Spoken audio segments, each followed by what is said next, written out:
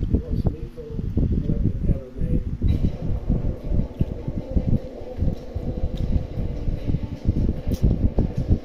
ay 1 October 2025, Wednesday. Parod ng YouTube channel. Alas 9 pagkado na 9:30 Oriental Titan Transmission Club. Parod ng YouTube. Yan ay 1 October 2025. Trump spoke by Russia, China's rapid strides in submarine prowess. Trump has warned that Russia and China are closing the gap on US submarine prowess.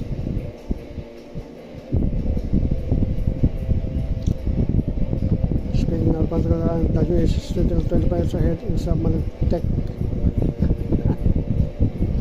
But Russia and China is closing the gap, ranked second globally in submarine capability after the US.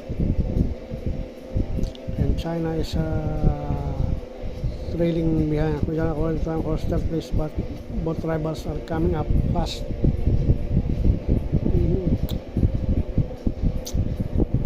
How close they are in total count, but one of the narrowing gap.